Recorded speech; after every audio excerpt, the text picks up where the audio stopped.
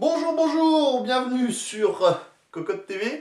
Le Tron va vous faire une nouvelle présentation boîtier aujourd'hui. Boîtier qui n'est autre que le 650D de Corsair, un boîtier dont on parle pas mal dans les news et les actualités en ce moment, qu'on va donc tester dans son intégralité. Le boîtier reprend le physique du 800D et le châssis du 600T, donc on devrait plutôt avoir un bon produit. La face avant, elle est en aluminium. Très bonne qualité, très belle finition, toujours les petits entourages en plastique autour des cache-baies, c'est toujours très agréable.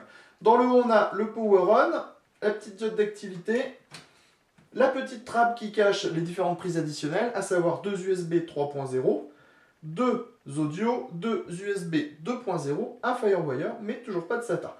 Ici, on trouve le petit reset, histoire de redémarrer la machine si tout plante. En dessous, 4 baies 5,25 pouces. Une grande grille avec le logo Corsair, une grande grille filtrée qu'on peut détacher facilement histoire de nettoyer le filtre. Sur le dessus, on trouve, alors comme de plus en plus de marques en ce moment, un dock avec une trappe qui coulisse de façon grave que c'est trop bien. Ça coulisse en dessous, c'est super propre. Compatible 2,5 pouces, 3,5 pouces SATA avec les connecteurs en dessous. Peinture de qualité très sympa. Plus haut, on trouve, comme souvent chez Corsair et les boîtiers un peu pour gamer, une grande grille au design nid d'abeille. On trouve un ventilateur de 200 mm de base qu'on pourra remplacer par 220 mm ou 240 mm. Sur le côté, on a une grande fenêtre en plexiglas pour pouvoir admirer les entrailles de votre PC, et ça, c'est toujours bien. Maintenant, on passe à l'arrière. L'arrière, il est connu, hein, comme on est dérivé du 600T, c'est un peu la même chose. On a le passage pour un câble additionnel, ici dans le haut. La grille 120 mm avec son ventilateur, l'emplacement de la plaque IO-Shield, les 8 slots d'extension, on les compte en même temps, l'emplacement de l'alimentation dans le bas, et encore un gros pied sur le côté plus bas. L'autre porte, rien à voir, mais toujours le système d'ouverture très sympathique et très pratique de Corsair, où on met deux doigts, hein, il n'y a rien de choquant, hop, deux doigts et ça s'ouvre.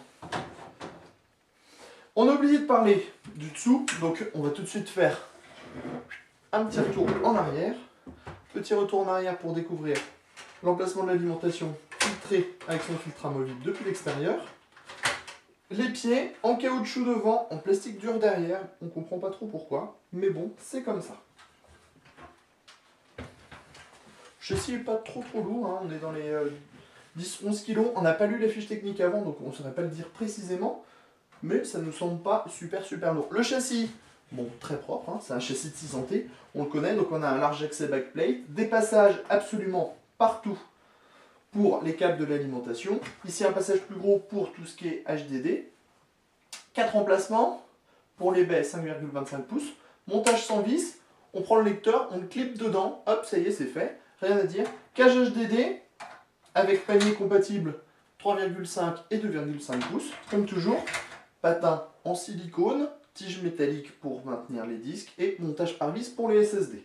Les cages, on peut les démonter. On pourra mettre celle-là ici si on a envie, si on veut mettre une carte graphique de 440 mm de long, par exemple.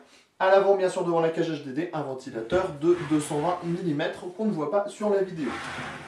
L'arrière, on l'a déjà vu, on en a déjà parlé. Emplacement IO-Shield, passage pour l'USB 3, ventilateur 220 mm, 8 slots d'extension, 2 passes cloison, emplacement d'alimentation dans le bas.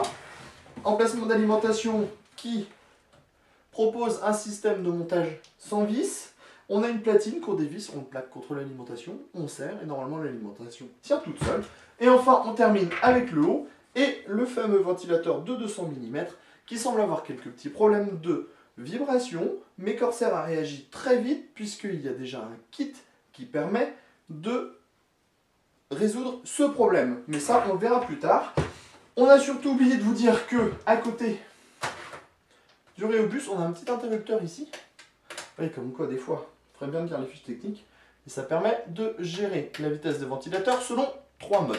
Voilà, donc on fera un test très prochainement de la machine au complet. On aura aussi plein d'autres boîtiers à vous montrer en vidéo très prochainement. Et on vous souhaite une bonne journée, bonne soirée et à bientôt sur Cocotte TV.